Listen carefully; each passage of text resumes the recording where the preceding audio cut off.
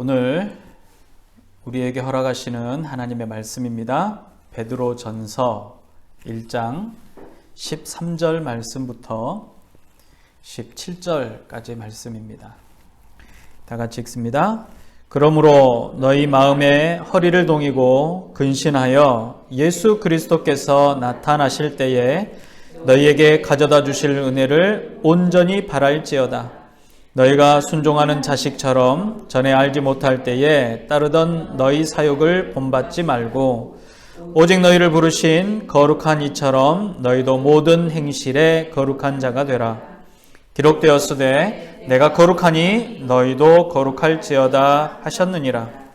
외모로 보시지 않고 각 사람의 행위대로 심판하시는 이를 너희가 아버지라 부른즉 너희가 나그네로 있을 때를 두려움으로 지내라. 아멘. 베드로는 터키 전역에 흩어져 있는 성도들에게 편지를 보냅니다. 그러니까 아시아라고 하고 소아시아라고도 하기도 하고 이 바울의 전도 여행의 그 열매들이기도 합니다. 그들은 이 바울이나 혹은 이 예수 그리스도에 대해서 전해 듣기 전에 이미 오래전에 흩어져서 살던 유대인들입니다. 이들은 절기를 이용해서 예루살렘을 방문했을 때 복음을 전해 들었습니다. 우리는 흔히들 이런 분들을 디아스포라라고 이야기하고 유대인 디아스포라라고 이야기합니다. 바울의 1차 전도 여행이 사실은 이 유대인 디아스포라들을 만나는 것, 그들에게 복음을 전하는 것이 목적이었음을 보면 얼마나 중요한 존재들인지도 우리가 알 수 있습니다. 그들이 이제 이 유대인의 절기에 예루살렘에 방문해서 하나님께 예배를 드리고 돌아가고 자기의 삶의 터전에 돌아갔을 때 공동체를 형성을 하겠죠. 근데 그 공동체를 형성할 때 기존에 있는 공동체 이외에 이제 복음을 들었던 사람들이 예수 그리스도의 공동체, 그러니까 교회 공동체를 형성하기 시작을 합니다. 그래서 그들의 신앙이 사실은 단단한 이 말씀의 어떤 뿌리를 가지고 있는 것이 아니라 그들은 이전에 유대인이었기 때문에 하나님의 말씀, 성경을 이해하고 알고 있었죠.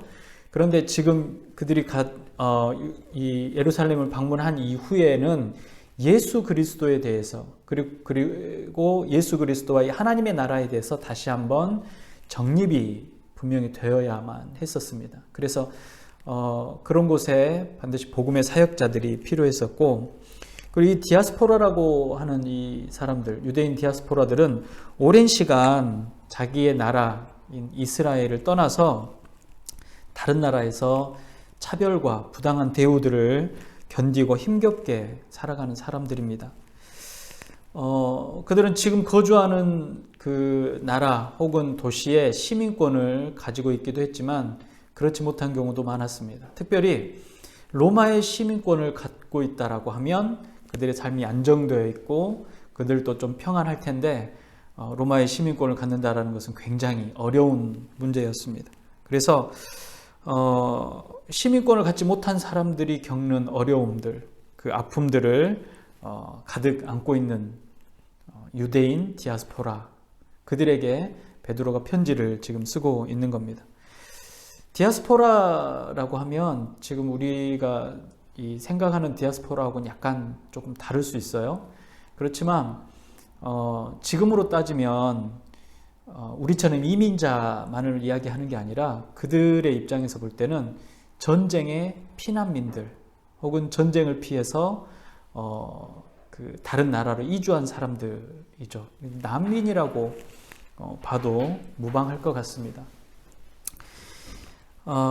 근데 이제 이들에게 있어서 가장 큰 위협이 있다라고 하면 그들은 이제 삶에 대한 위협, 생활에 대한 위협이 굉장히 크죠. 그들이 안전하게 살 수 있는 것은 국가가 보증을 하고 국가가 지원을 해야 되지만 디아스포라들을 지원하는 국가는 그때 당시에 그런 개념이 아마 없었을 거라고 생각이 되어집니다. 그래서 국민으로 받아들여지고 시민으로 받아들여지기까지 그들이 겪는 고통이 말로 할 수 없이 크고 또 중대했을 거라고 생각되어집니다. 그런 의미에서 볼 때 이 베드로는 아주 어려운 지경에 있는, 힘든 상황에 있는 유대인 디아스포라들에게 편지를 쓰고 있다라고 생각하시면 될 것 같습니다. 그런데 이 역사적으로 보면 그때 당시에 디아스포라들을 어떻게 대할 것인지, 혹은 그때 당시에 기독교인들, 그러니까 유대인이면서 기독교인들, 예수 그리스도를 믿는 사람들을 어떻게 할 것인지에 대한 이방인들의 글들이 있습니다. 1세기 말에 비두니아 본도 지역의 총독이었던 폴라니라는 사람이 트라이안 황제에게 편지를 써서 보냅니다. 그 편지에서 그리스도인들을 어떻게 대우하고 어떻게 처리해야 될지에 대해서 문의를 한 겁니다. 그래서 그리스도인들에게 적용할 수 있는 체벌, 형벌의 종류도 또 그 정도에 대해서도 묻습니다. 그리스도인들의 혐의를 어떻게 적용할지에 대해서도 물었습니다. 만약에 그들이 신앙을 버린다면 처벌을 해야 될지 처벌을 하지 말아야 될지도 함께 묻습니다. 그리고 아무런 피해를 끼치지 않는 그리스도인인 것이 드러났을 때, 그러니까 사람들 안에 묻혀 있을 때는 몰랐지만 그가 그리스도인인 것이 드러났지만 그가 어느 누구에게도 피해를 입히지 않았을 때 그는 그리스도의 이름으로 벌을 줄 수 있는지, 그리스도의 이름으로 그를 체벌하거나 혹은 벌금을 부과하거나 혹은 추방할 수 있는지에 대해서도 질문을 합니다. 이 트라이안 황제가 이 질문에 대해서 어떻게 답을 하냐면요, 그리스도인들을 추적할 필요는 없지만 고소가 있으면 체포하고 죄가 입증되면 벌을 주라 라고 말합니다. 그러나 자신이 그리스도인임을 부인하는 경우에 로마의 신들에게 기도드리게 하고 그렇게 행할 경우에 과거의 행위가 의심스럽더라도 그가 개종했다라는 이유로 그를 용서해 주라고 말합니다. 다만 고소하는 사람의 고소가 없이 떠도는 소문이나 출처를 알 수 없는 문서로는 고소할 수 없다라고 이야기합니다. 우리가 이제 그때 당시의 상황을 모르고 성경의 이 문자대로만 이해하면 사실은 오해하는 부분이 굉장히 많습니다. 그래서 바울도 그리스도인 안에서 이 세상의 법에 의지하지 않도록 하는 그 말씀을 주죠. 또는 세상의 재판에 넘기지 않도록 하는 그 말씀을 우리에게 줍니다. 그런데 그 당시의 상황이 왜 그러냐? 사실 이러한 상황이었기 때문에 그렇습니다. 무고한 일이라도 고소를 당하게 되면, 그리고 그가 그리스도인으로 드러나게 되면 그는 반드시 벌을 받게 되어 있고, 그가 무고하다라고 하는 그것을 아무리 항변해도 그가 개종하지 않는 한, 그가 그리스도를 부인하지 않는 한 그는 용서받을 수 없게 된다는 겁니다. 그러니까 이러한 사회적인 분위기이기 때문에 그리스도인들끼리 혹은 교회 안에서 일어나는 분쟁으로 인해서 세상의 법에 맡기지 말라라고 했던 것이고, 또 그러한 부분 외에도 사실 교회가 가지고 있는 그 틀 안에서 해결할 수 있는 일들은 얼마든지 교회 안에서 해결할 수 있다. 그리고 교회 밖에서 해결해야 되는 문제는 사실 교회 밖에서 명확하게 해결해야 된다는 것이죠.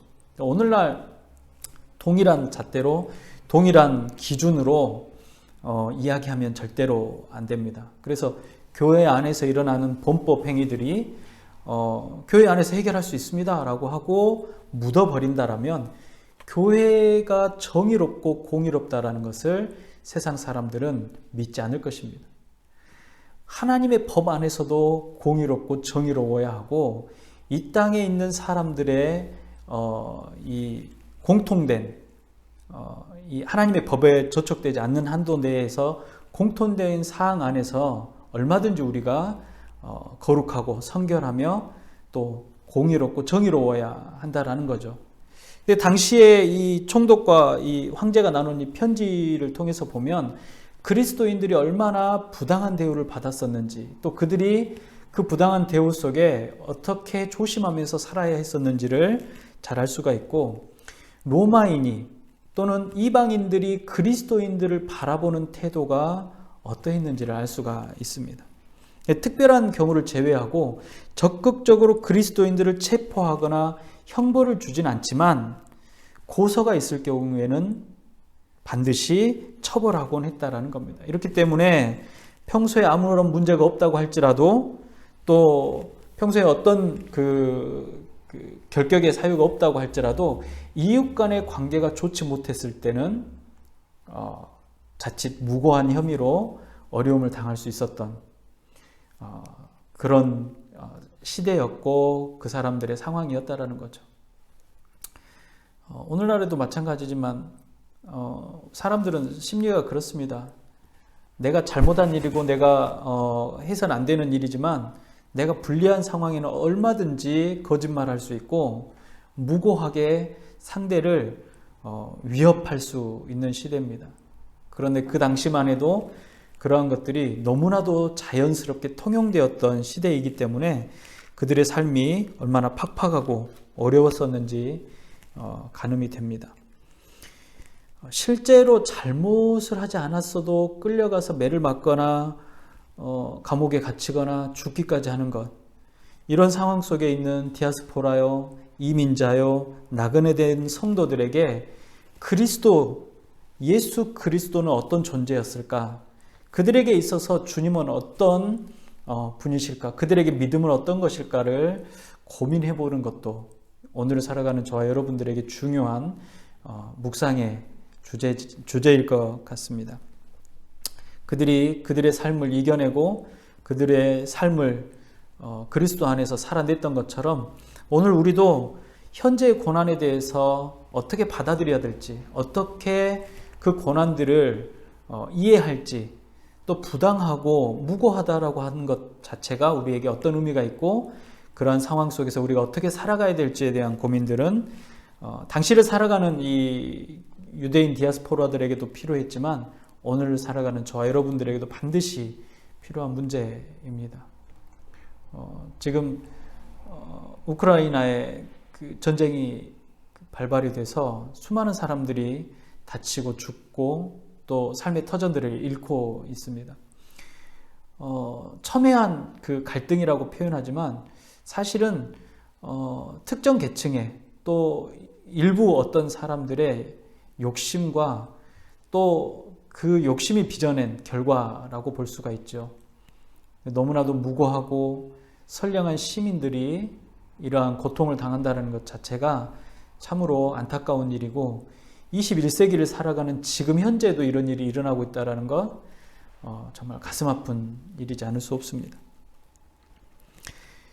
베드로는 그 당시를 살아가는 그리스도인들에게 그 그리스도인, 예수 믿는 사람, 또 선택받은 백성이 어떤 의미인지를 알기를 원했습니다.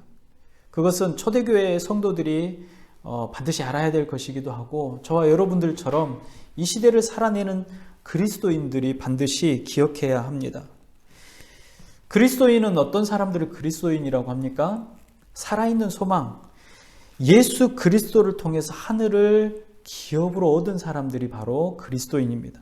이스라엘 백성들은 땅이 기업이었습니다. 그 땅이 어떤 땅이었습니까? 하나님께서 약속하신 가나안 땅을 기업으로 받았습니다. 그들이 그 땅을 소중하게 간직하지 못했기 때문에 불순종과 우상 숭배로 인해서 그 땅을 빼앗겨 버리죠. 그리고 그 안에 하나님께서 그들을 보호하시고 지키시는 그 영광스러운 평안함을 스스로가 던져버린 결과였습니다. 그리스도인들에게 주어진 하늘의 기업은 사실 이 땅의 기업과는 다릅니다. 사실 이스라엘 백성들에게 주어진 가나안 땅이라는 것은 장차 그들이 경험하게 될 하나님의 나라를 미리 맛보는 현장이었던 것입니다.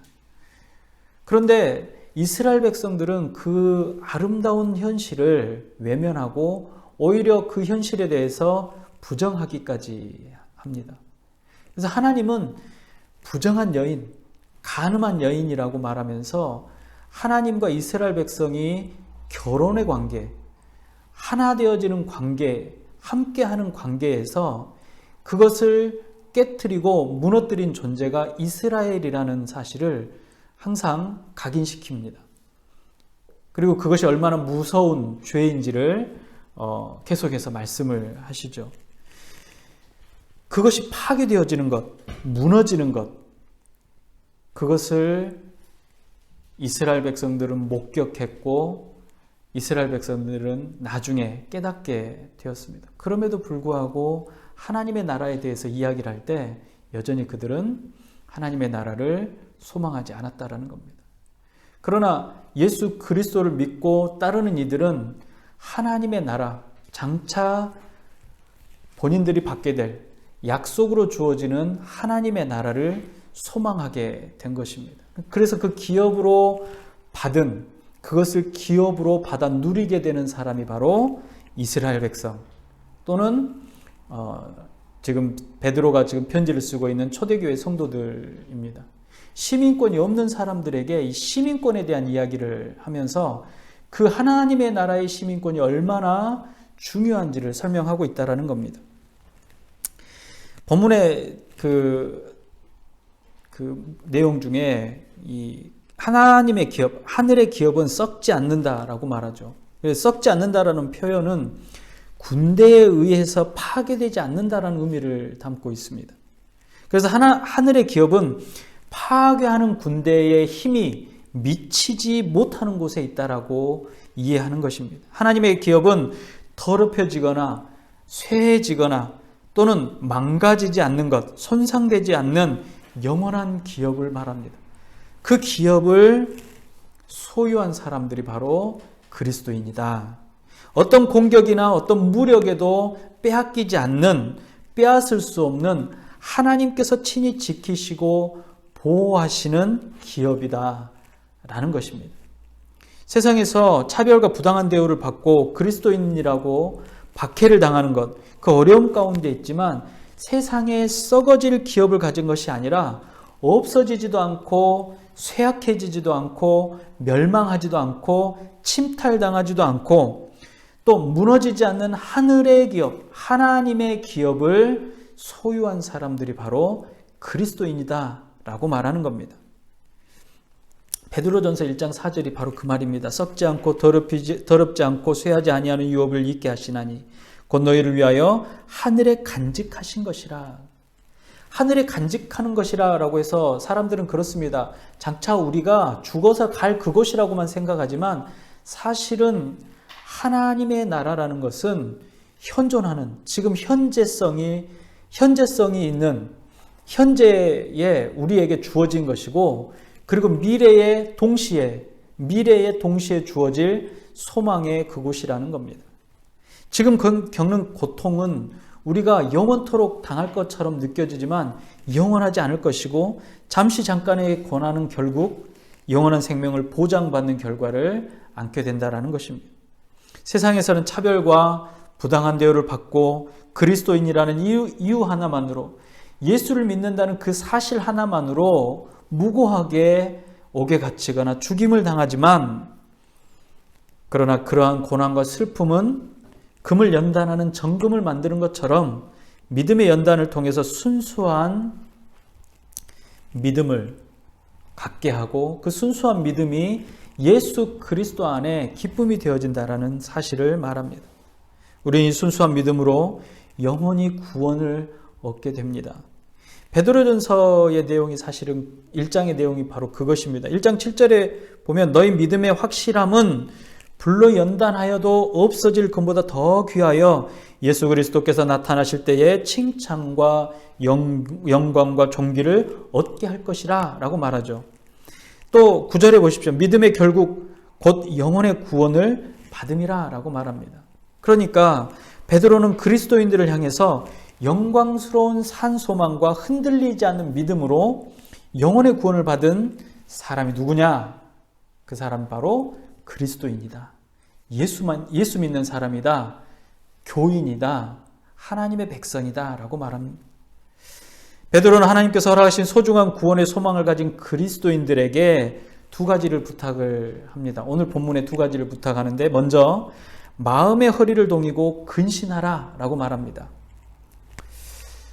이스라엘 사람들, 이 중동 팔레스타인 지방의 사람들, 또 이 더운 나라의 사람들이 입었던 옷은 어떤 옷이냐면 통으로 짠 옷입니다.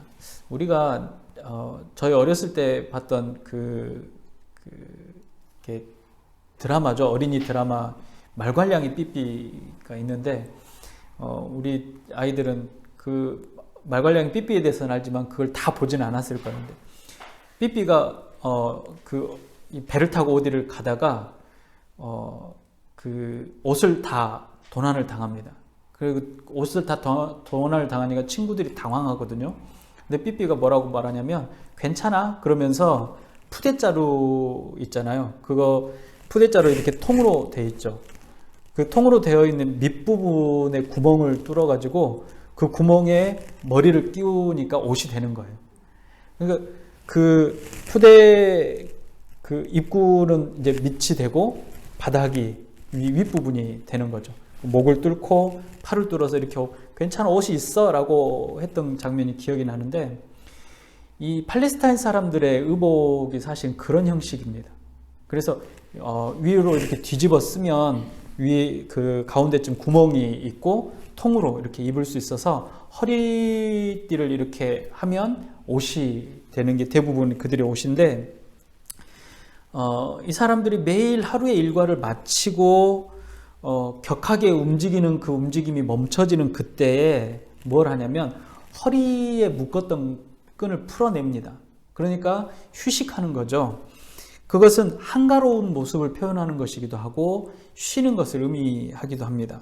그래서 허리를 동이라는 것, 동이라는 말은 이렇게 묶으라는 거죠. 허리를 동이라는 것은 이제 뭐 하라는 얘기입니까? 이제 일하라는 얘기입니다.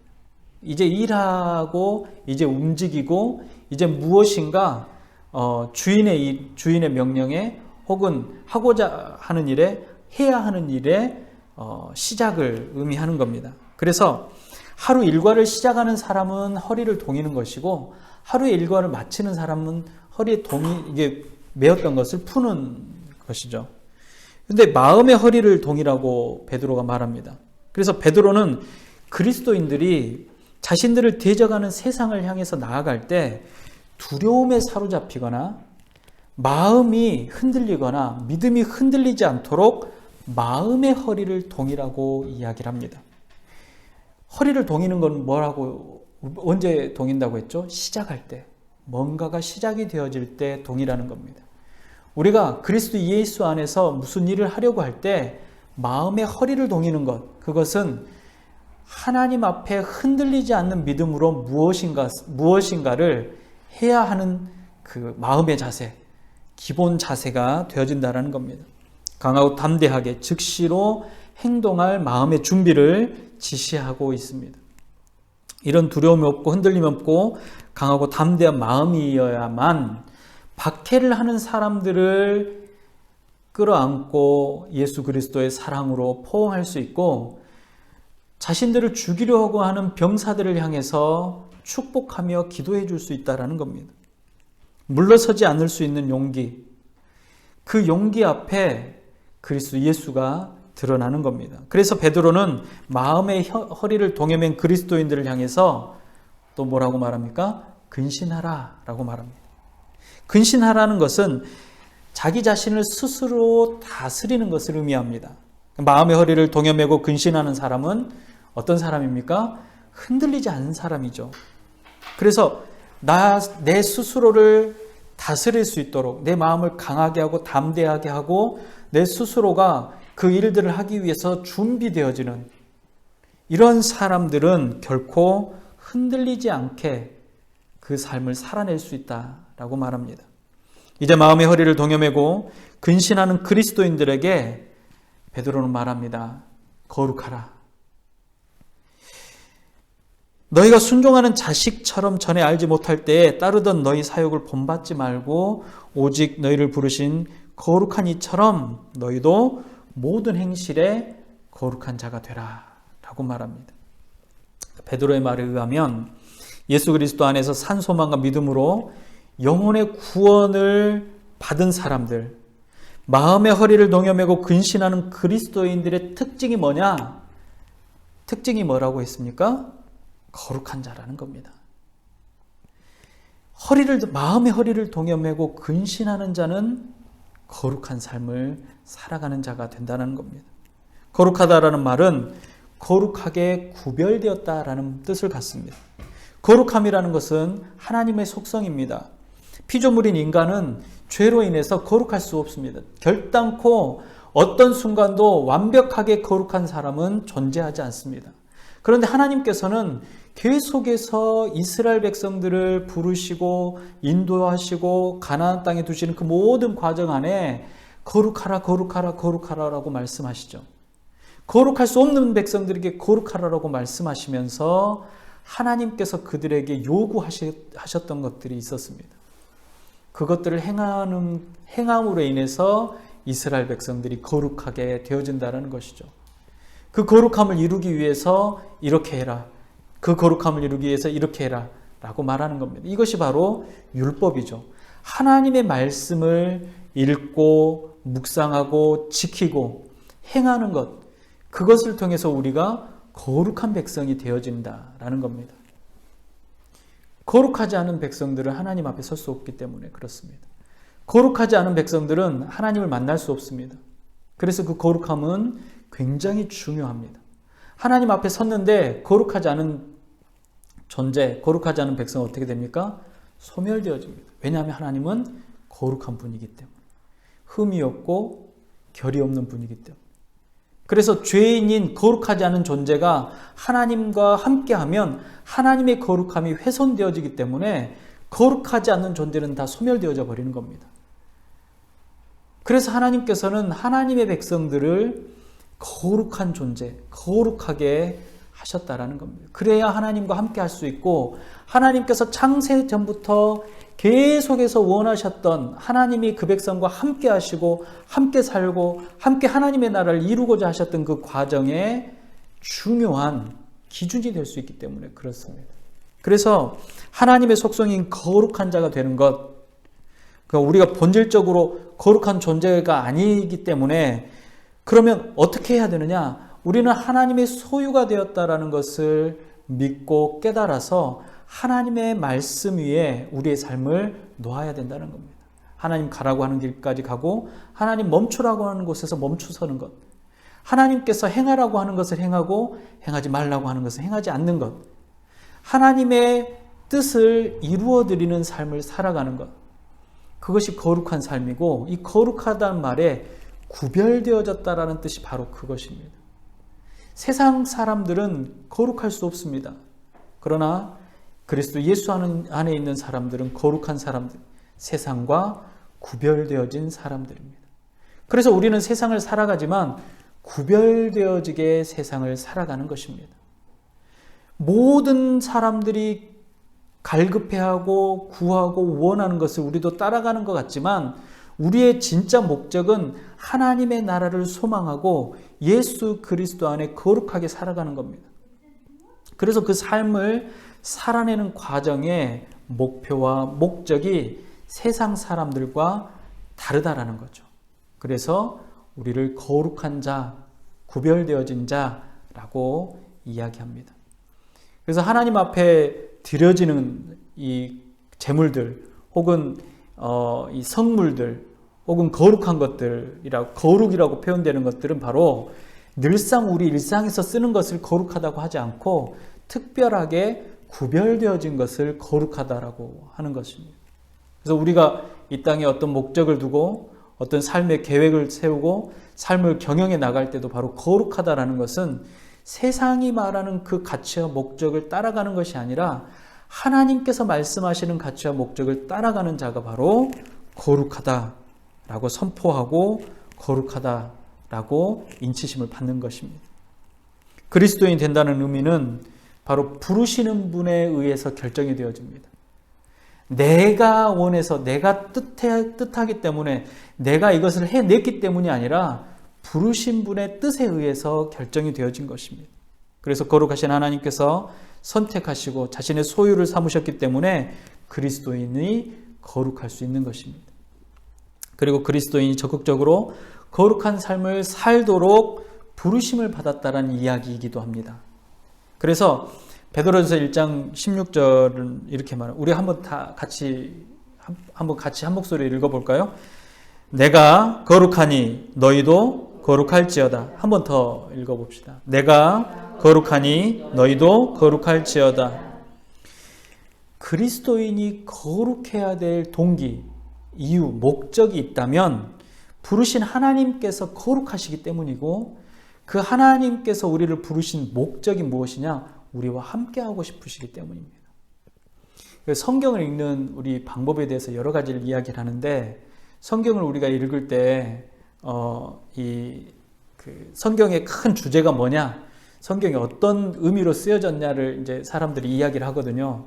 그러면 성경은 예수 그리스도께서 인류를 구원하시기 위한 책이다라고 말하기도 하고, 또 복음이다, 구원에 대한 이야기다라고 이야기하기도 하고, 또 하나님의 나라다라고 이야기하기도 합니다. 근데 이 모든 것들을 다 담아서 성경이 도대체 하나님께서 이 땅을 창조하시고 성경을 말씀을 주시고 율법을 주시고 그 백성을 부르시는 이유가 뭐냐? 하나님은 우리와 함께하고 싶으신 겁니다. 그것을 아담에게도 말씀하셨고, 아브라함에게도 말씀하셨고, 이삭과 야곱과 이스라엘 백성에게도 말씀하셨고, 초대교회 사도들과 성도들에게도 말씀하셨고, 2000년 이후에 저와 여러분들에게도 동일하게 말씀하시는 겁니다. 내가 너와 함께 하겠다. 그것을 위해서 이 말씀이 우리에게 주어진 것이고, 그것을 위해서 우리가 거룩하게 되어져야 한다는 겁니다. 그래서 베드로는 거룩하게 구별되어진 그리스도인의 삶에 대해서 의미 있는 이야기를 하죠. 22절과 23절을 보십시오. 제가 읽습니다. 너희가 진리를 순종함으로 너희 영혼을 깨끗하게 하여 거짓이 없이 형제를 사랑하기에 이르렀으니 마음으로 뜨겁게 서로 사랑하라. 너희가 거듭난 것은 썩어질 씨로 된 것이 아니요 썩지 아니할 씨로 된 것이니 살아있고 항상 있는 하나님의 말씀으로 되었느니라. 베드로는 그리스도인들에게 예수 그리스도의 보혈의 은혜로 거룩한 자가 되어진 성도들에게 서로 사랑하라고 권면합니다. 하나님의 뜻에 순종함으로 영혼이 깨끗하게 되어진 것, 곧 구별되어져 거룩한 자가 되었다라는 증거는 서로 사랑한다는 겁니다. 베드로의 말을 이게 종합해 보면 이렇습니다. 우리의 신분이, 우리의 정체가 무엇이냐? 우리는 그리스도인이다. 그리스도인이 도대체 뭐냐? 하나님의 기업을 유업으로 받은 자, 하나님의 기업을 상속받은 자, 하나님의 나라의 백성이라는 겁니다. 그럼 하나님의 나라의 백성된 그리스도인들은 어떻게 살아가야 하냐? 마치 일을 시작하는 사람처럼, 마치 무엇인가를 시작하려고 하는 사람처럼 마음의 허리를 동이고, 그러니까 시작하는 준비를 하는 마음의 허리를 동이면서 마음을 단단하고 담대하게 갖고, 그 마음의 허리를 동인 사람들이 하나님 앞에 서서 그 일들을 하기 위해서 근신하고 자기의 마음을 다스려서 그 일들을 시작하라는 겁니다. 그 일이 뭐냐? 바로 거룩한, 하나님 앞에 거룩한 삶을 살아내라는 거죠. 그 거룩한 삶을 살아내는 사람들의 모습을 보고 세상 사람들은 그리스도인이구나 라고 알고, 그 그리스도인들의 가장 큰 특징이 뭐냐? 바로 그들 안에 사랑이 있다라는 겁니다. 그것이 바로 뜨겁게 사랑하라는 베드로의 이 말이 우리의 정체성과 우리의 이 삶의 과정에 드러나는 그리스도인의 향기가 되어진다라고 말하는 겁니다. 이 사랑은 썩지 않을 씨에서 나서 구원의 기쁨으로 전해지는 영원한 것이라고 말씀합니다. 베드로전서 2장 1절과 2절도 보십시오. 그러므로 모든 악독과 모든 기만과 외식과 시기와 모든 비방하는 말을 버리고 갓난 아기들 같이 순전하고 신령한 젖을 사모하라. 이는 그리로 말미암아 너희로 구원에 이르도록 자라게 하려 함이라. 그렇기 때문에 악한 것을 버리고 마치 어린아이가 어머니 젖을 사모하듯이 순수한 진리의 말씀을 사모하고 완전한 구원에 이르도록 자라야 한다고 권면합니다. 자, 베드로의 말을 들어보면요, 구원이 우리에게 이미 임했지만 그 구원을 이루도록 우리가 뭐 해야 된다고 말합니까? 자라나야 된다고 말합니다. 그러니까 우리가 구원을 받았다라고 하는 것, 거기서 멈추면 안 된다라는 겁니다. 그 어느 누구도 하나님의 법에서 끊을 수 없지만 그 하나님의 법에서 끊어진 경우가 있습니다. 그 경우가 무엇입니까? 죄가 들어왔을 때 그렇습니다. 왜냐하면 하나님은 거룩한 존재이고 그 거룩한 존재 앞에 서야 되는 우리는 하나님 앞에 거룩하게 서야 되기 때문에 그렇습니다. 그래서 마치 신령한 젖을 찾는 어린아이와 같이 하나님의 말씀을 구하고 그 말씀을 사모하라. 말씀 안에 거하라라고 말하는 겁니다. 베드로가 오늘 이 흩어져 있는 유대인 디아스포라, 특별히 그리스도인들에게 편지를 씁니다. 그 편지에 베드로가 뭐라고 말하냐면 우리는 나그네입니다 라고 말합니다. 잠시 잠깐 이곳에 머물러 있다가 내 고향으로, 자기의 고향으로 가게 될 나그네라는 겁니다. 나그네는 고향이 있습니다. 그 고향을 돌아갈 것을 소망하고 또 영원히 이 땅에 머무를 존재가 아니기 때문에 이 땅에 무엇인가 소망을 두는 것이 아니라 우리의 진실한 소망 안에 우리의 삶을 두라라고 말하는 겁니다. 우리가 이 땅에 살아갈 때 천년만년 살 것처럼 느껴지지만 사실 그렇지 않습니다. 어제 그 한국의 그 아주 유명한 그 학자이면서 또 초대 문화부 장관을 지내셨던 이어령 선생님이 소천하신 소식을 들었습니다. 네. 근데 그분의 그 이야기들, 또 그분이 살아온 길들, 또 그분의 책들을 보면 참 올곧은 마음이시구나라는 것도 많이 느낄 수 있었고, 그 귀한 딸의 전도로 인해서 믿음을 갖게 되시고 그 믿음이 무엇인지에 대해서 고백했던 글들도 읽어보았습니다. 좀 더 오랫동안 우리와 함께 하실 것 같았지만 사실 그렇지 않고 또 주님 부르심에 또 주님의 품에 안기셨죠. 수많은 그 의미 있는 이들이 이 땅에 더 오래 계실 것 같지만 그렇지 않고 어느 순간 우리의 곁을 떠나게 됩니다. 우리도 마찬가지입니다. 나이가 많으나 적으나 또 연한이 얼마나 남아있는지 도무지 알 수 없는 존재, 한계가 있는 존재들이기 때문에 이 땅에 아무리 큰 소망, 아무리 큰 기대가 있다고 할지라도 그것은 아주 잠깐이라는 거죠. 그래서 베드로는 말합니다. 우리의 고난이 영원할 것 같지만 잠깐인 것처럼 우리의 삶도 이 땅에서 잠깐이라는 겁니다. 그 삶을 살아갈 때 어떻게 살아가야 하느냐? 거룩한 자로 살아가야 되지 않겠느냐? 그 거룩한 자의 삶은 바로 그리스도인의 삶이고 구별되어진 삶이고 그 삶에는 사랑이, 깊은 사랑이 담겨져 있다라고 말하는 겁니다. 우리는 거룩한 자로 부르심을 받았습니다. 그리고 세상과 구별하고 또 거룩해 하신 하나님의 뜻을 따라서 서로 사랑하는 겁니다. 우리가 우리 공동체 안에서 서로 사랑하는 것도 물론 의미적으로 맞습니다만은 우리뿐만 아니라 이 땅을 사랑하고 하나님께서 만들어주신 이 자연을 사랑하고 또 우리의 이웃들을 사랑하고 이웃의 나라들을 사랑하고 우리와 관계하는 이들을 사랑하는 것, 바로 그것이 하나님께서 우리에게 바라시고 기뻐하시는 것이고 그리스도인의 증거가 되어지는 겁니다. 그래서 요한복음 13장 34절과 35절은 이렇게 말하죠. 새 계명을 너희에게 주노니 서로 사랑하라. 내가 너희를 사랑한 것 같이 너희도 서로 사랑하라. 너희가 서로 사랑하면 이로써 모든 사람들이 너희가 내 제자인 줄을 알리라. 서로 사랑하는 것이 예수님께서 말씀하셨던 내 제자가 누구냐? 서로 사랑하는 사람이다 라는 것이죠. 그것은 성도의 특징이기도 합니다. 그래서 서로 사랑하되 뜨겁게 사랑하시는 여러분들이 되시기를 바랍니다. 하나님의 말씀을 사모하고 순종하고 마음을 동이고 근신하여 거룩한 자가 되고 구원에 이르기까지 깊은 사랑 안에 그리스도를 드러내시는 여러분들이 되시기를 주님의 이름으로 축복합니다. 기도하겠습니다. 서로 사랑하라. 그리하면 세상이 너희가 나의 제자인 줄 알리라 라고 말씀하셨습니다. 우리가 서로 사랑하는 마음이 있게 하여 주시옵소서. 서로를 위로하고 서로의 필요를 채우며 그리스도의 날에 이르기까지 사랑이 멈춰지지 않는 주의 백성들이 되게 하여 주시옵소서. 아버지 하나님, 사랑하는 우리의 이웃들을 위해서 기도합니다.